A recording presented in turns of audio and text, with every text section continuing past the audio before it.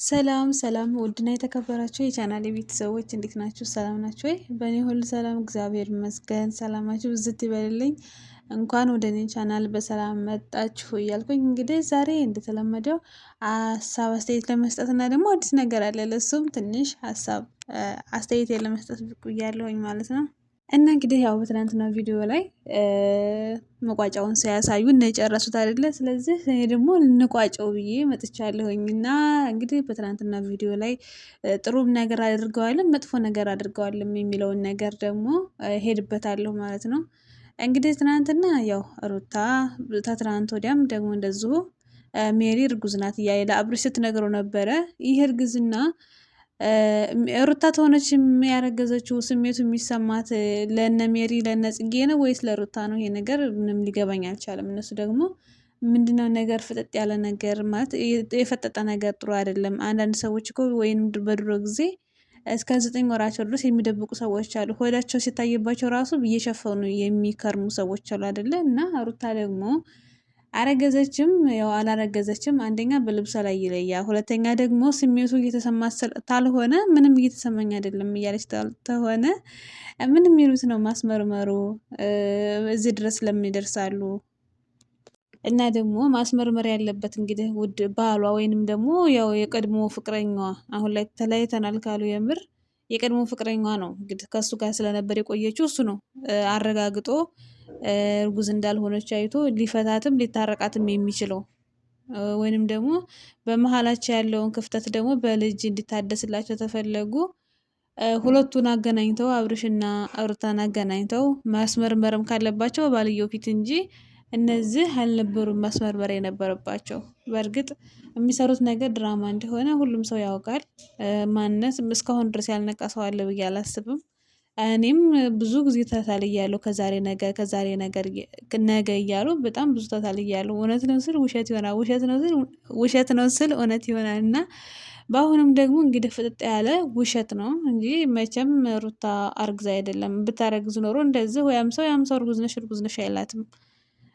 ራሷ ነች ሰርፕራይዝ ልታደርጋቸው የምትፈልገው እንጂ ያው ሰው በግድ እርጉዝ ነች ብሎ ስለነገራት አዎ እርጉዝ ነኝ ብላ ምናምን መቀበል የለባትም። እና አስረሰወንዱ እንግዲህ እየታየላት ነበር። በታየበት ወቅት እንግዲህ ያው ብዙዎቻችን አናቅም። ስለዚህ እኔም ብሆን አላቅም። እና ሳስበው ያው ምንም አይነት ጽንስ የለም ብዬ ነው የማስበው፣ ያለ አይመስለኝም።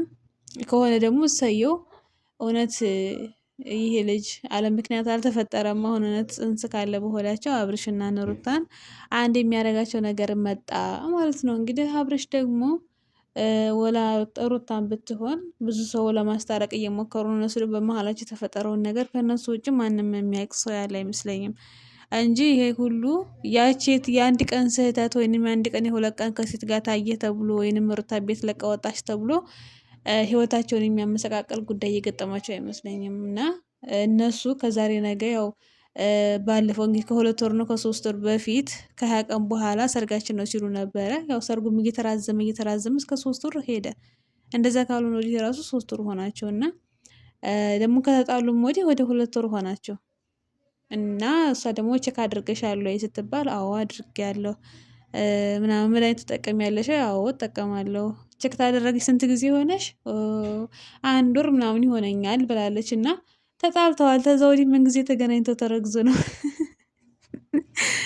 እና እርግዝና ሊኖር የሚችለው ከተጣሉ እንግዲህ ወደ 2 ወር ምናምን ሊሆናቸው ነው። ዞሮ 1 ወር በውት እና ከ1 ወር በፊት ነው ቼክ ያደረኩት ብላለች። ከዛ ወዲህ ደግሞ ያለውን ተጣልተዋል። ስለዚህ ሩታ እርጉዝ አይደለችም ወይንም ደግሞ ብታረግዝም ከሌላ ሰው ነው።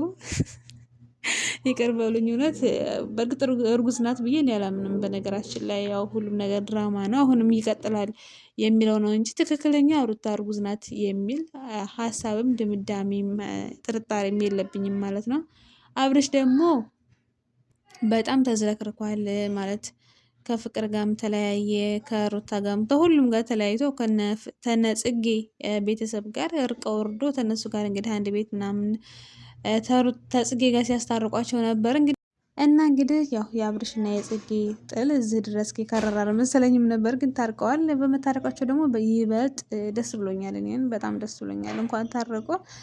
ግን እንግዲህ ያው ሩታንና አብርሽን ቢያስማማቸው ከምንም በላይ ቀዳሚ አድርገው እነሱን ቢያስማሟቸው መልካም ነበር። ግን እነሱ የማይስማሙበት አንድ ምክንያት ኖሯቸው ነው እንጂ እስካሁን ድረስ ይታረቁ ነበር መስማማት ቢፈልጉ። ለማንኛውም እስከ ቪዲዮ ፍጻሜ ድረስ አብራችሁኝ የቆያችሁ ከልቤ አመሰግናለሁ። ማለት የተሳሳተ ቃል ነገር ከተናገርኩኝ በጣም ይቅርታ። ለቤት አዲስ የሆናችሁ ሰብስክራይብ በማድረግ ቤተሰብ ሁኑ። ሰላማችሁ ብዝት ይበልልኝ። ቻው ቻው